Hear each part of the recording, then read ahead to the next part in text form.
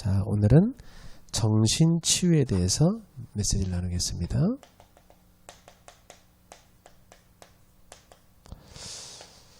오늘 사도행전 16장 16절부터 18절에 보면 귀신 들린 사람 얘기가 나오죠.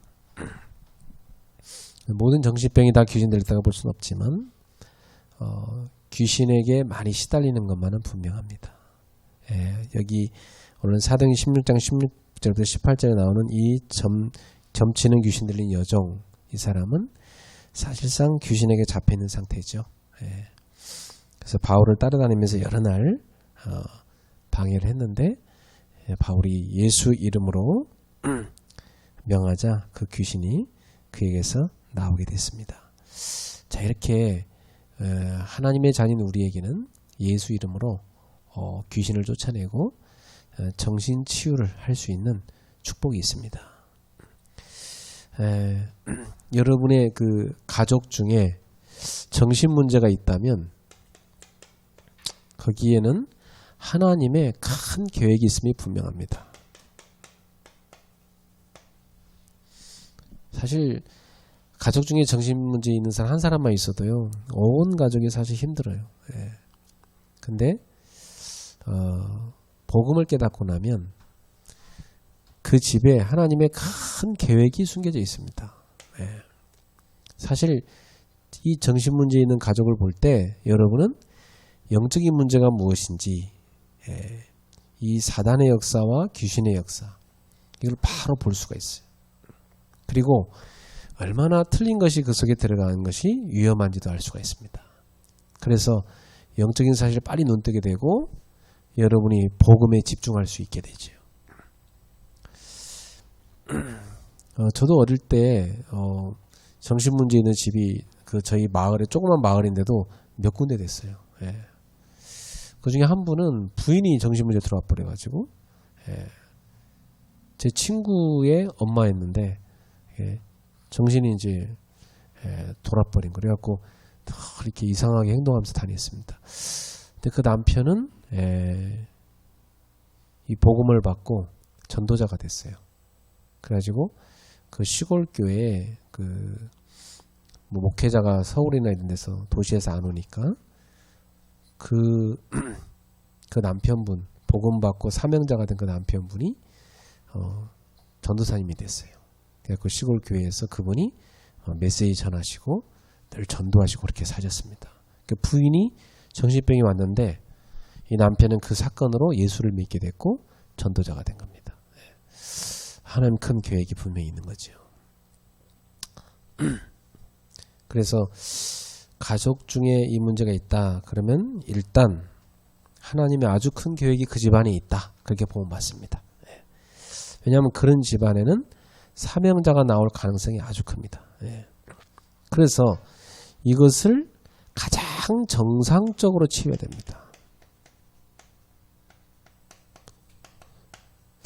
보통 정신병이 와버리면은 막 여기저기 이상한 데 끌고 다니는 거 참 많아요. 무당한테도 데리고 가고 뭐 이상한 무슨 신비주의한테 데리고 가고 막 그러거든요. 그럼 더 돌아버립니다. 가장 정상적으로 치료해야 돼요. 성경에 보면 바울이 지금 여기 귀신 쫓아내는데 뭐 이상한 거 하나도 없죠, 그죠? 이상하게 한 게 하나도 없어요. 그냥 늘 따라오는데 바울이 예수 이름으로 다 명했는데 그 사람에 붙었던 귀신이 딱 나와버리잖아요. 그걸로 끝나진 않았겠죠. 그 뒤로 아마 이 여인은 이제 이 빌립보 지역에서 복음을 계속 듣게 되었을 것입니다. 모든 사람이 나름대로 다 정신 문제가 다 있습니다. 그러니까 작고 큰 정신 문제가 모든 사람들 다 있어요.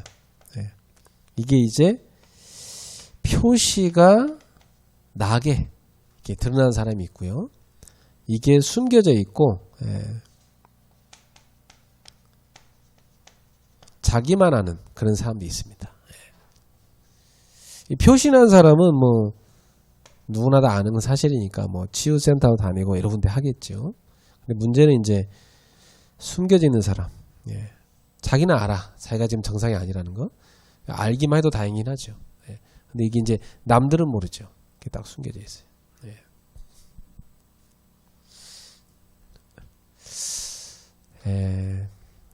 저도 어릴 때 나도 몰랐는데 이 정신문제가 내 속에 이렇게 들어와 있더라고요. 예.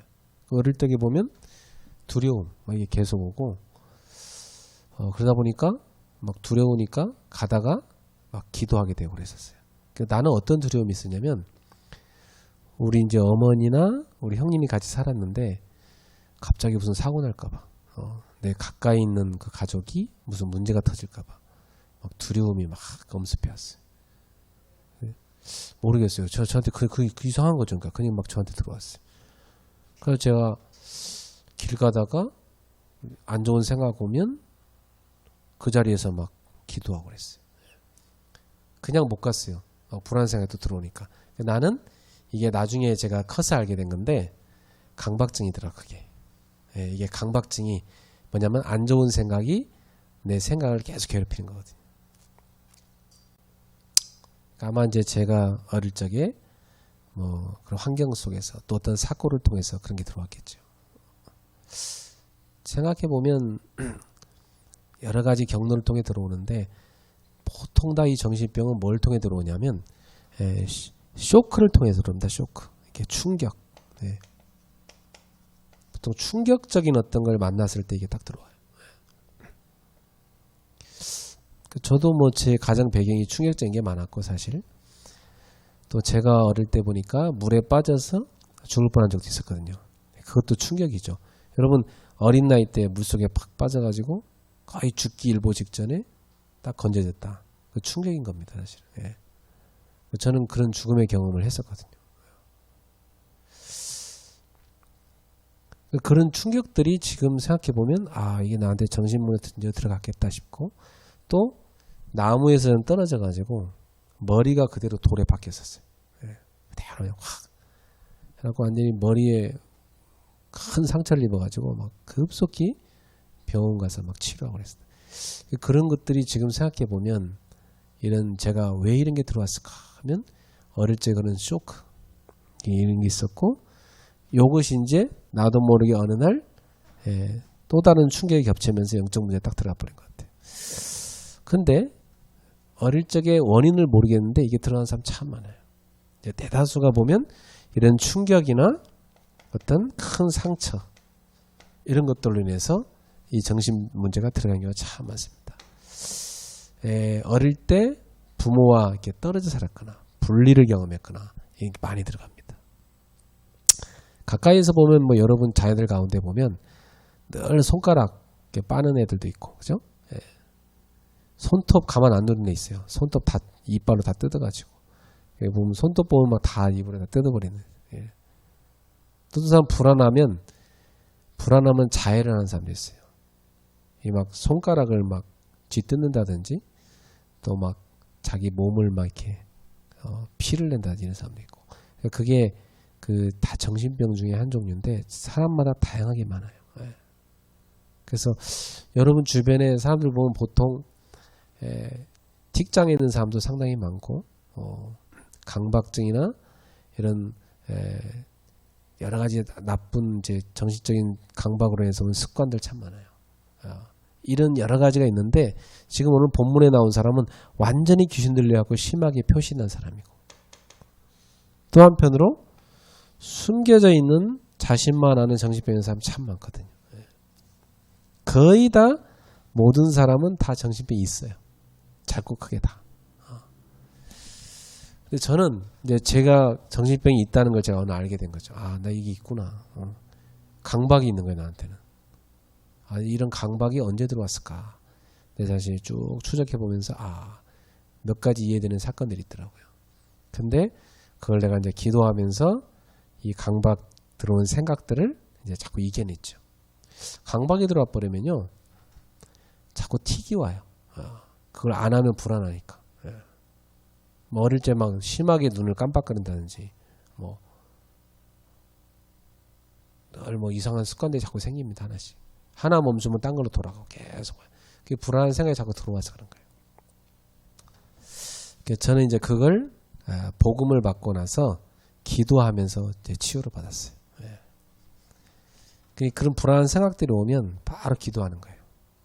하나님께 맡기고 그럼 내가 이제 너무 괴로웠다가 자유를 따갖게 됩니다.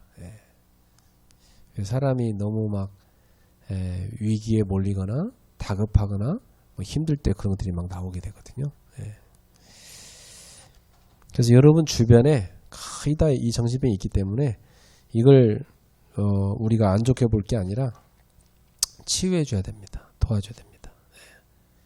정서상 다 불안한 사람이 있습니다. 어떤 사람은 자기를 공격하면 몇 배로 방어 기제가 발달하는 사람이 있어요. 그럼 누가 나를 공격한다고 막 몇 배로 상대편을 공격하는 사람도 있고, 누가 날 조금만 안 좋은 소리 한다, 그거 못 견뎌요. 막 한 달 내내 잠 못 자. 그냥 간단하게 무시해도 될 건데 무시가 안 돼. 이게 계속 잡혀 있어, 머리가. 밤새도록 잠을 못 자. 요즘 불면증 환자 진짜 많거든요. 왜 불면증이 오냐? 밤새도록 생각이 들어와. 마치 쥐가 계속 구멍으로 들어오듯이 막 끊임없는 생각이 막 머릿속에 계속 들어오는 거예요. 이걸 좀 멈추고 싶은데 안 멈춰지는 거예요. 이제 불면증으로 갈 수밖에 없고, 밤새도록 잠을 못 자니까 다음날 생활이 어렵죠. 그러니까 신경이 예민해지고 대인관계 자체를 피곤해하고 모든 대인관계를 차단해버리죠.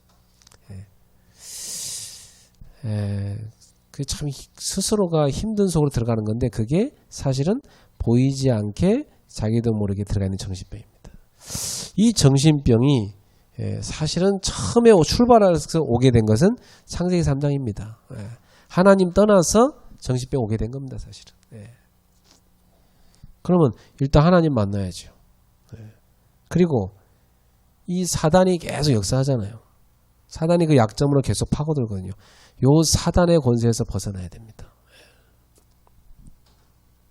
그러려면은 제일 좋은 방법이 뭐냐면, 정상적으로 치유해야 되는데 가장 좋은 방법이 이겁니다. 예배. 매주 예배 속에 들어간 겁니다. 예배 속에 탁 들어가서 강단을 통해서 나오는 말씀을 통해서 치유받는 겁니다. 이게 제일 좋아요.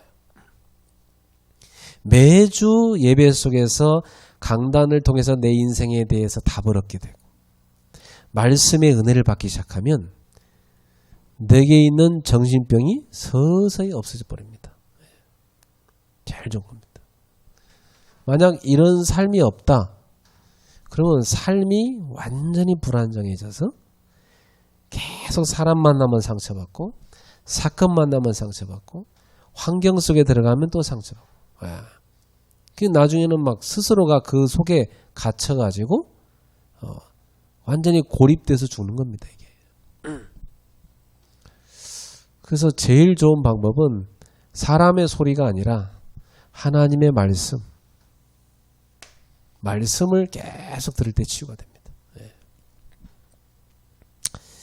예전에 미국에서 그 교포인 아이들 몇 명을 제가 그 미션홈 할 때, 제가 혼자 사는 그 미션홈에 걔들 잠깐 있게 했었어요. 한국에 이제 여름에 훈련 받으러 왔을 때. 그래서 이제 얘들 뭐 좋은 옷도 사주고 뭐 밥도 먹이고 이렇게 했었는데, 얘들이 상처가 진짜 많더라고. 그래서 이제 그 중에 하나에는 너무 인상 깊은데, 너는 꿈이 뭐냐 내가 물어봤어요. 얘는 일단 옷을 안 빨아 입어요.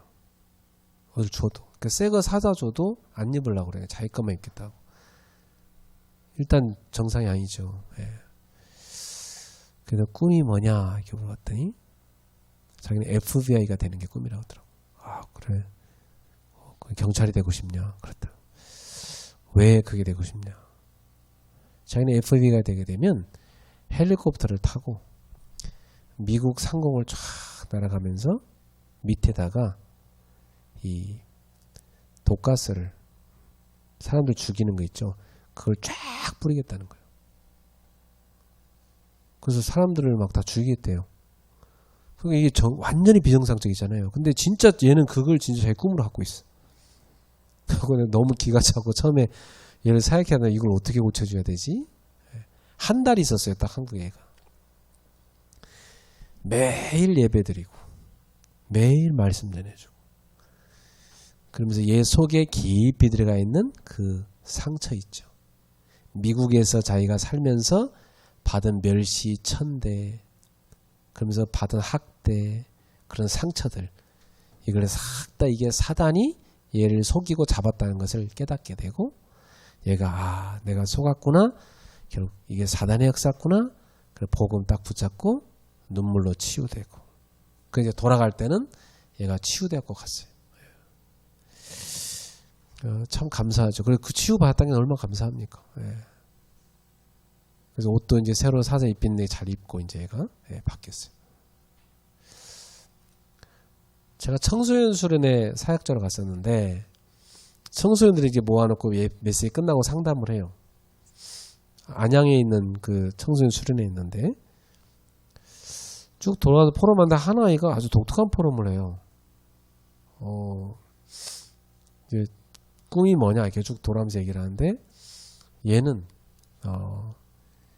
나중에 자기가 성공해서 자기 친구들을 죽이는 꿈이에요. 너무 극단적이잖아. 왜 친구를 죽이고 싶냐 했더니 자기를 왕따시키고 너무 괴롭혔다는 거예요. 자기는 그 애들을 가만둘 수가 없대. 그 애들을 죽여야 된대 반드시. 그래서 이 청소년은 아닌데 벌써 얘 가슴 속에요. 그 죽이고 싶은 그 미움과 증오가 꽉 차 있어요. 얼마나 얘가 많이 힘들었으면. 그래서 이제 얘도 쭉 말씀으로 상담해서 나중에는 그게 속은 것임을 알고 그 상처를 예수님의 십자가에 내놓고 치유를 받게 되죠. 그래서 용서하게 되고 변화를 입었어요. 저는 하나님 말씀이 참 위대하다는 것을 그런데 많이 경험했거든요.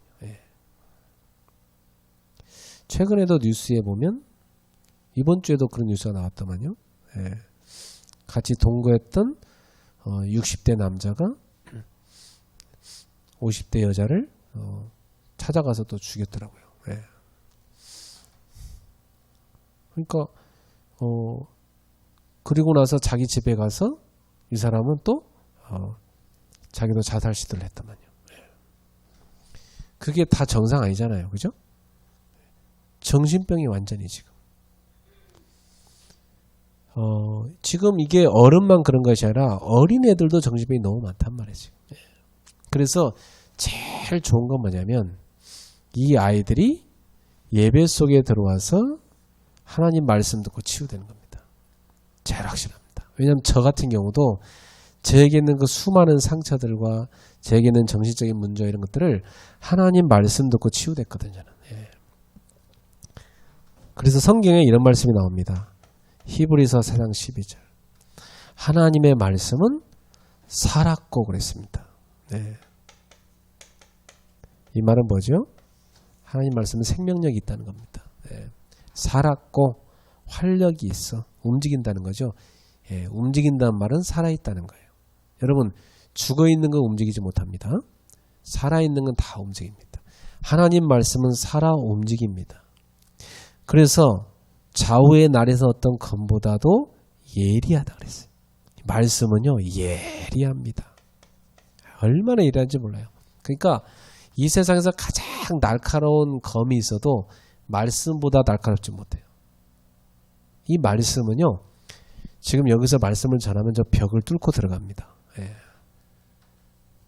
어떤 검도요 갖다 저 벽 찌르면 안 돼요. 안 뚫려요.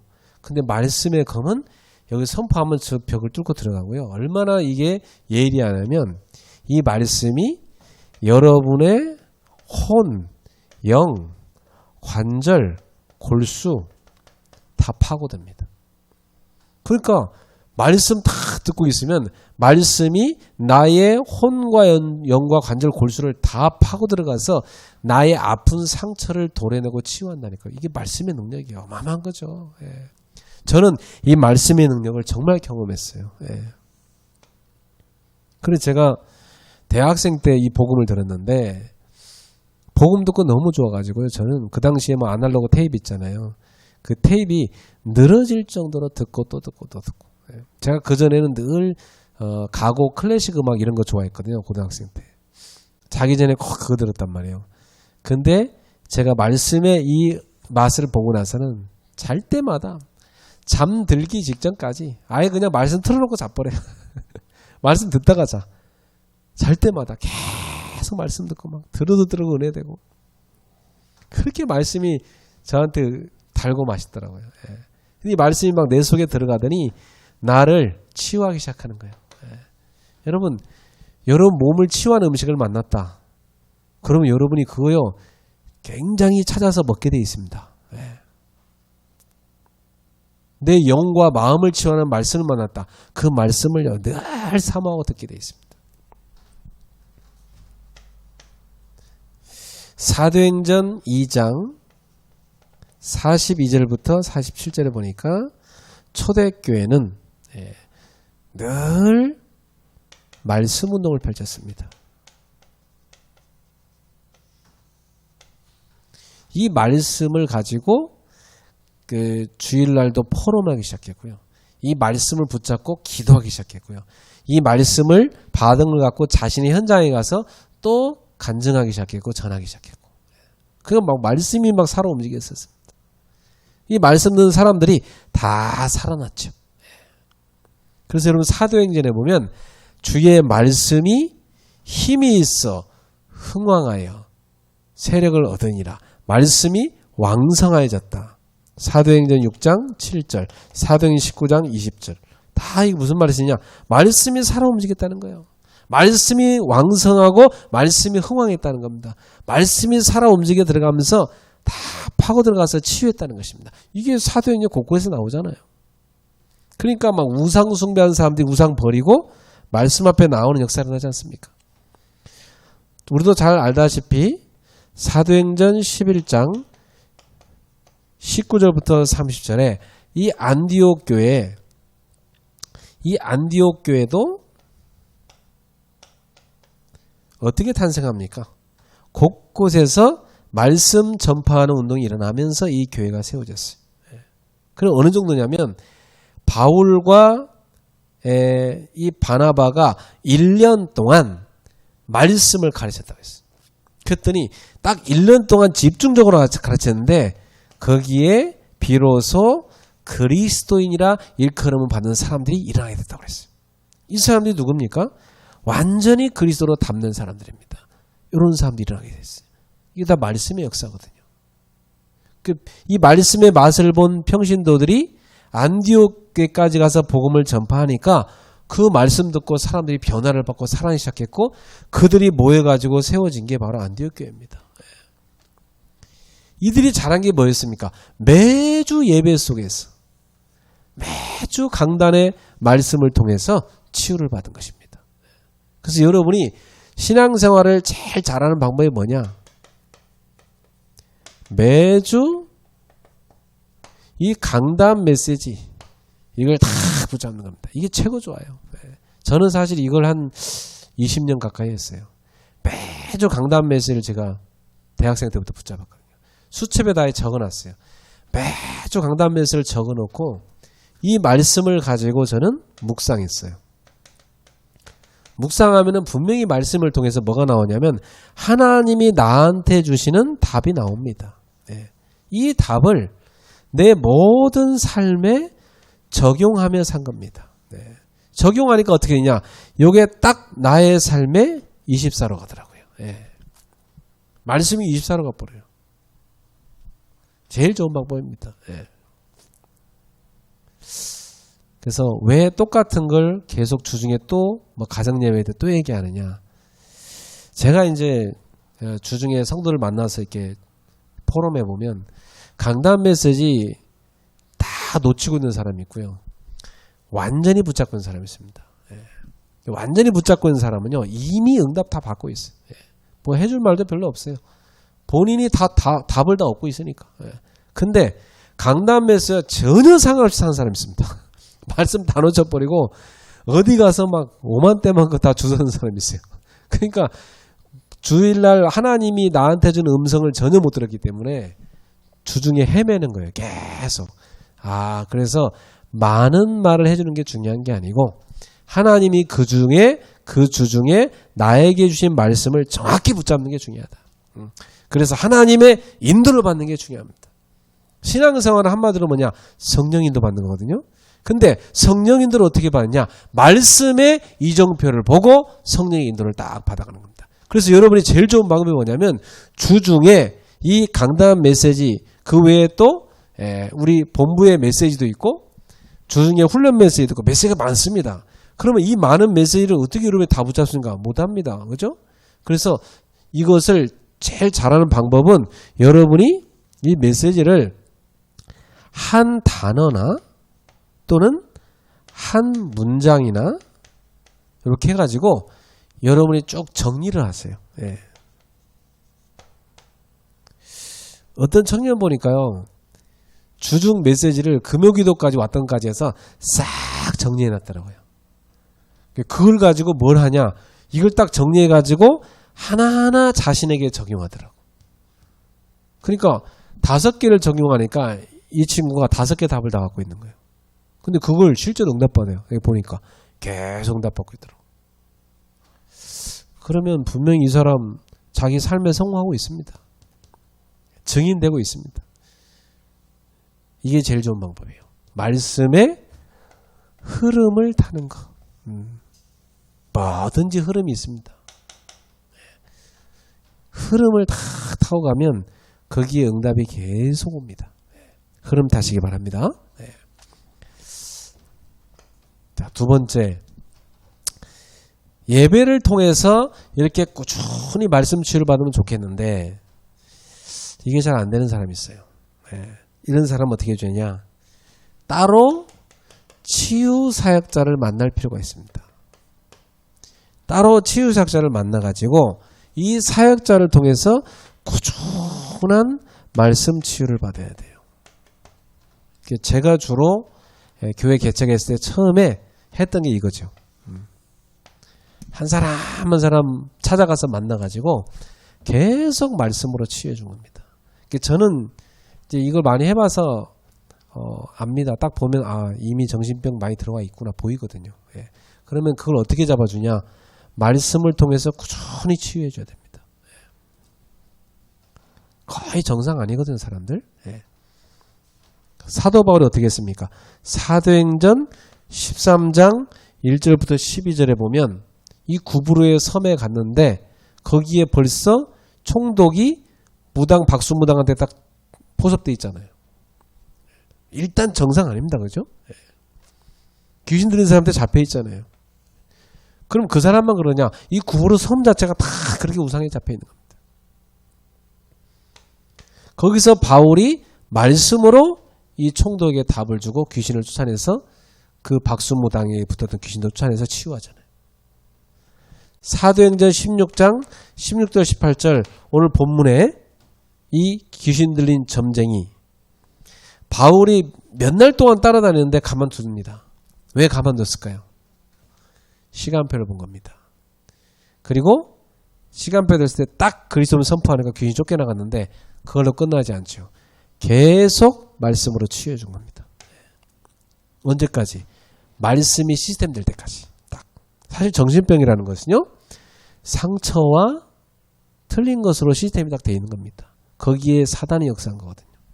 근데 말씀으로 딱 시스템 되고 기도가 되어지는 시스템 되고 성령 충만 받는 시스템 딱 돼버리면 치유됩니다. 계속 치유되죠. 사도행전 19장 8절부터 20절입니다. 에베소입니다. 이 에베소에도 사람들이 어느 정도로 정신병이 다 들어와 있으냐면 막 그 우상에 다 빠져 있고요. 막 그 마술하는 사람들 거기다 다 잡혀 있고요. 그래서 이 동네도 완전 정신병 동네였어요. 근데 바울이 여기서 2년간 계속 말씀을 펼칩니다. 말씀 운동을 펼칩니다. 한 2년 동안 말씀을 펼치는데 어느 정도 역사냐면 우상 장사가 안 될 정도로. 사람들이 말씀 듣고 다 불어드니까. 그리고 마술하던 책 다 갖다 불태워버렸습니다.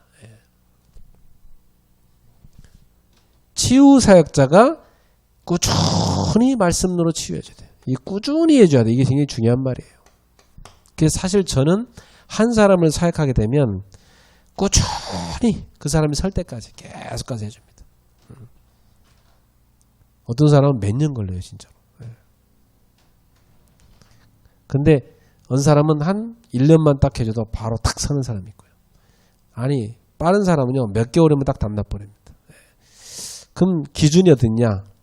이렇게 말씀 지우작 해가지고 혼자서도 자기 스스로 말씀 묵상하고 기도하고 성령 충만 받을 정도 되면 끝납니다. 근데 그게 왜 안 되느냐? 그 사람의 생활입니다. 이 생활을 같이 치유해 줘야 돼요. 생활 치유를 받아야 돼요. 이 말씀 사역자가 잠깐 일주일에 한번 만날 때는 상태가 좋아져요. 근데 문제는 뭐냐면 자기 생활이 있거든요. 자기 생활이 뭐냐면 돌 수밖에 없는 게 생활돼 있어요. 집에 가서 계속 돌 수밖에 없는 환경으로 들어가. 딱 환경이 딱 어떻게 되냐?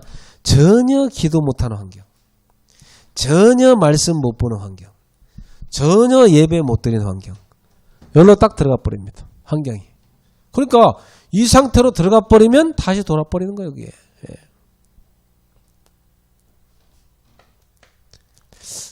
정신치유를 딱 해놨는데 집에 돌아가면 다시 도는 사람이 있어요. 왜 그런지 아세요? 가정 환경이 그래요. 가족들이 언어가 다 공격적이고 상처 주는 말투. 그 속에 들어가 버리면 다시 돌아버려요. 두 번째, 생활 규칙입니다.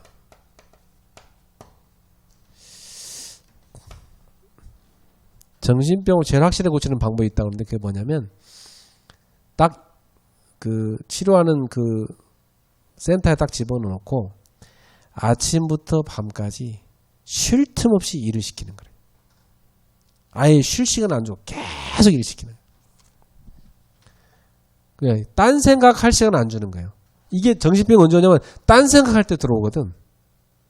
시간이 많은 사람이 정신병 걸립니다. 시간이 너무 많아. 계속 틀린 생각해. 공상, 망상 계속해요. 상처 생각하고 피해, 망상 계속 들어오거든.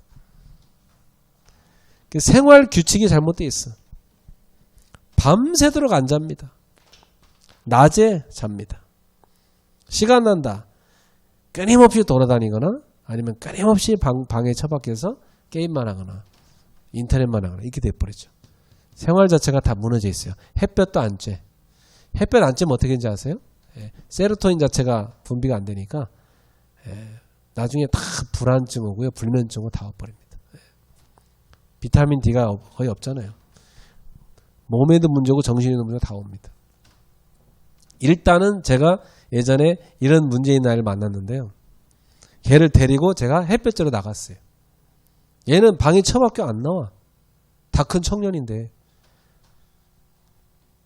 특히 아버지가 집에 계시면 절대 안 나와요. 아버지한테 상처가 큰 애거든. 눌려 살았어. 아버지가 되게 훌륭한 분인데 성공한 분인데 이 아들한테 뭘 하라고 하면 다 얘는 눌려요. 그래서 아버지가 들어오면 자기 방으로 쏙 들어가고 아버지가 집 나가면 그때 거실로 나와서 뭐라도 먹고 아버지 온다고 하면 다시 쏙 들어가 버려요.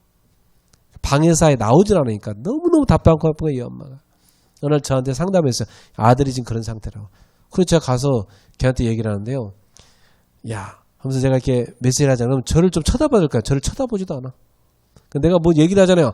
아무 대꾸도 안 해. 그리고 저 혼자 가가지고 혼자 떠들다 왔어요. 계속해서. 그래서 계속 가서 말씀 전해주고 혼자 기도해주고 그러고 나왔는데 어느 날 얘가요. 저한테 마음을 탁 열더라고. 그래서 자기 얘기를 조금씩 하기 시작하는데 데리고 제가 저기 공원으로 갔어요. 공원에 탁 벤치에 앉아갖고 대화를 나누기 시작했어요. 얘가 쑥 얘기하더라고. 그래갖고 얘가 복음도 되게 치유돼 버렸어요. 한참 후에 얘가 외국 가 있는데 연락 왔더라고요. 자기 지금 신앙생활 너무 잘하고 있다 그러면서. 생활 자체가 틀린 규칙으로 들어가기 때문에 이 생활을 이렇게 말씀 딱 듣고 기도하는 쪽으로 예배하는 쪽으로 딱 바꿔줘 버리면 치유됩니다. 하루 종일 말씀 듣게 하고 운동시켜주고 그럼 분명히 치유됩니다. 그래서 제일 좋은 방법은 뭐냐면 말씀 묵상. 그것도 복음의 말씀 묵상. 여러분 서양 공부는 뭐 아무렇게 하는 게 아니고요. 다 복음 중심의 말씀 묵상할 때 치유됩니다. 그리고 그거 가지고 다 기도하게 만들어요. 기도는 뭐죠? 하나님께 집중시키는 거잖아요. 집중이 안 되는 게 정신병이잖아요. 사실은. 정신병은 분산 아닙니까? 분산. 예. 근데 하나님을 향해 딱 집중돼 버리면 이 치유되거든요. 그래서 환경을 딱 예배 드릴 수 있는 환경으로 만들어주고 생활 규칙을 일찍 자고 일찍 일어나고 운동시켜주고 말씀을 다 묵상시켜주고 같이 기도하고 혼자서 기도하게 만들고 이렇게 되면은 치유돼 버립니다. 예. 언제까지 해야 되냐? 혼자서 될 때까지 계속 해주면 돼요. 그렇죠. 24가 돼야 되니까. 안 그럴 때는 계속 혼자 못 됩니다. 같이 붙어 있어야 돼요. 그래서 네 번째가 중요합니다. 뭐가 나오냐면 적응 치유를 받아야 돼요. 왜냐하면 결국 이 사람을 내가 사역자가 데리고 살 수는 없잖아요. 이 사람 가족으로 가야 되거든요. 그래서 가족 중에서 사명자가 나와야 돼요. 엄마나 또 형제나 누군가가 사명자가 나와버리면 사명자가 데리고 얘를 집에서 자기 전에 말씀 나누고 기도해주고 아침이라면 같이 예배드리고 그죠? 낮에 말씀 포럼하고 데리고 나가서 같이 운동하고 이렇게 되면 이제 빨리 치유가 됩니다. 거의 정신문제 있는 집안에는 이 사명자가 숨겨져 있어요. 예, 그 축복이죠. 그 집안에. 예, 이 사명자 통해서 하나하나 치유되기 시작합니다. 그리고 좀 집중을 해줘야 되겠다 할 때는 치유사역원에 보내는 게 좋죠. 치유센터 우리가 지금 기도하고 있잖아요. 치유센터. 예를 들어서 나 너무 지금 힘들다. 한 달 정도 모든 거 좀 쉬고 딱 들어가서 말씀만 듣고 기도하고 운동도 하고 밥에 먹을 힘도 없으니까 밥 해주는 거 먹고 그 속에 좀 치유받고 싶다. 이런 데서 딱 들어와 치유받도록 만들죠. 그럼 우리의 그레이스 치유센터 세워야 됩니다. 그죠? 예. 너무 중요한 거예요, 사실은. 많은 지친 산업인들, 지친 또 학생들, 그런 부부들과 치유받도록. 예. 정신적으로 시달린 사람, 딱 사역자가 24 데리고 계속 말씀 듣고 기도하고 치유받도록 말이죠. 이래 명절 때도, 오갈 데 없는 사람 참 많거든. 명절 때 치유센터에서 집회하고 그러면 너무 좋겠죠. 예, 이렇게 딱 해줘야 돼. 앞으로 너무 많아집니다. 정신병이. 그죠? 예, 너무 필요합니다. 예. 우리가 이걸 기도하면서 세워야 돼. 예. 그 다음에 가정을 통한 적응치유. 결국 이 사람은 어디로 돌아가느냐? 가정으로 돌아가야 돼요. 근데 정신병이 왜 왔냐? 가족 때문에 왔어요.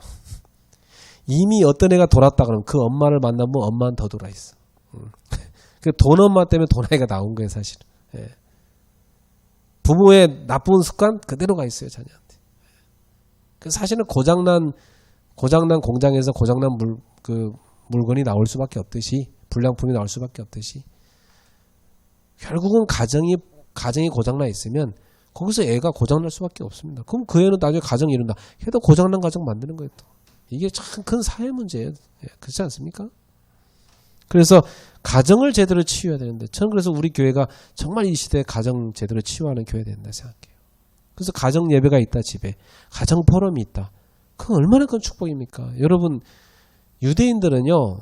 어떻게 그 자녀를 그렇게 스스로 공부해서 다 하버드 3분의 1 다 들어가고 노벨상 3분의 1 다 휩쓸고 했냐 이렇게 물어보니까 그 사람들도 한 게 별로 없어요. 뭐 했냐? 주말 되면 예배 듣고 가고. 그죠? 그리고 주중에는 저녁밥을 늘 가족이 같이 먹는 거예요. 저녁밥을 다. 저녁밥 먹으면서 하루 있었던 얘기하고 고민 들어주고 부모가 상담해주고. 예.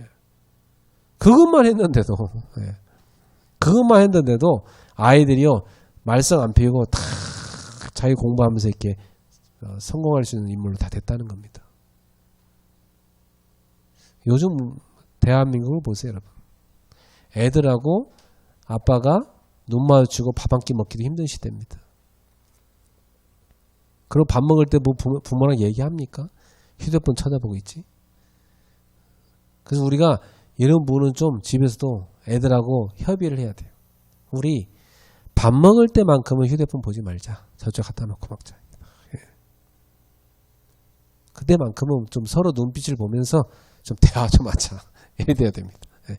그리고 하루 중에 저녁 식사라도 좀 같이 하자. 그럼 저녁 식사도 못 하잖아요. 요즘 애들 학원 갔다 오면 못 해요. 시간도 안 맞아요. 어떻게 해야 됩니까? 저녁에 가정 예배 시간에도 같이 예배 드리자. 그 가정 예배 드리고 서로 대화하고 이래 돼야 됩니다. 그게 도저히 매일 안 된다. 일주일에 한 번이라도 잡아야 돼. 여러분 가정에 그 소통을 막는 게 사단의 역사입니다. 딱 소통될 수 있는 가정으로 만들어요. 어느 순간 여러분 그거 안 되면 어느 순간 애들하고 부모랑 대화 안 됩니다. 전혀 애들하고 대화 안 됩니다. 예. 그 대화가 어릴 때부터 계속 돼야만 나이 들어서도 얘들이 부모랑 대화가 되는 것이지. 평생 대화도 안 하다 갑자기 나이 들어갖고 아빠랑 얘기 좀 할까 그러면 애들이 쑥스러워가지고요. 뭐 뭔 얘기를 하냐고 하면서 뭐 아무 말도 못합니다. 예. 평상시부터 딱. 그래서 결국 가족 간의 관계에서 이 정신병이 왔기 때문에 이 가족들과의 관계를 가서 회복하도록 치유해줘야 돼요. 어떤 집을 놓고 제가 사역을 하는데 1시간 반을 제가 다락방 하는데 1시간 20분을 싸워. 그 집과 다락방한테. 그 가족들이 왜 그러냐? 서로 모두 언어가 공격적이에요. 그러니까 뭘 다락방 하려고 모였잖아요. 근데 별것도 아닌 거 하고 티입자고 또 싸워 거기서 계속해서.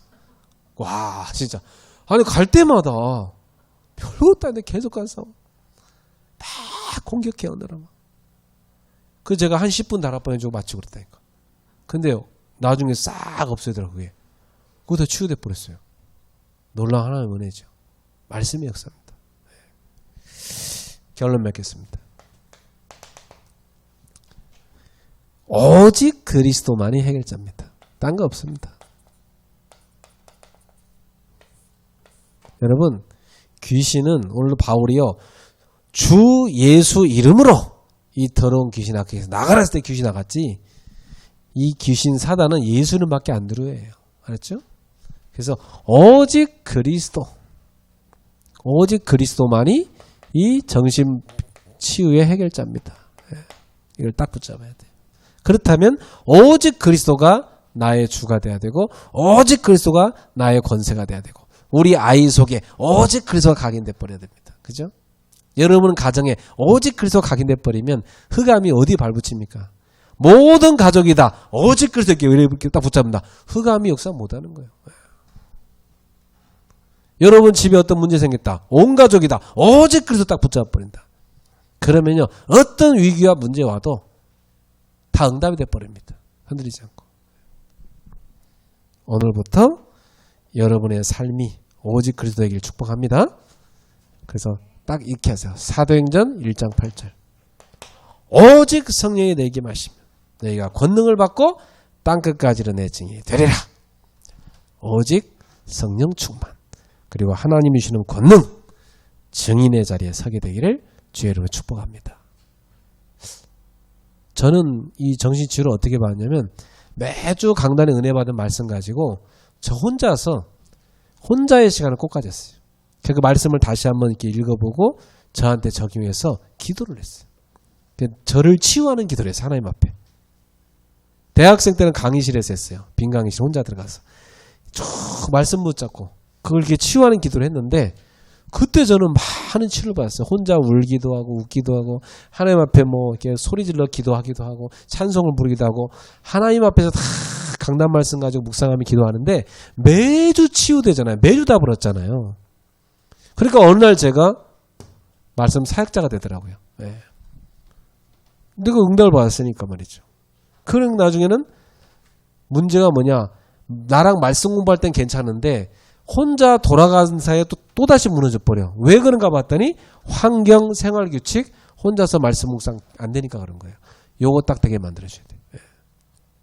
그리고 그 집에 가족과 같이 연대해야 돼요. 그래야 확실히 치유됩니다. 여러분의 삶에 많은 현장에 병들어 있는 현장들을 치유하는 예수님의 사랑을 갖고 그 영혼 사랑을 갖고 이 복음 갖고 치유하는 귀한 역사가 있기를 주 예수님으로 축복합니다. 기도하겠습니다. 하나님 감사합니다. 하나님 떠나서 다 정신병이 된 세상입니다. 지금 현장에는 많은 상처 입은 인생들이 어둠의 영에 시달리면서 상처에 붙잡혀서 자신의 인생을 계속 실패할 수밖에 없는 현장으로 가고 있습니다. 하나님, 그 정신병 때문에 육신의 병, 삶의 병에 시달리고 있습니다. 우리가 가서 하나님 말씀 갖고 제대로 답을 주고 치유할 수 있게 해주시고 우리가 먼저 매주 강단을 통해서 은혜 받고 치유받는 증인들 되게 하여 주시옵소서. 오늘도 주의 백성들에게 성령으로 충만해 주시고 오직 성령 충만, 오직 권능, 오직 증인 되게 하옵소서.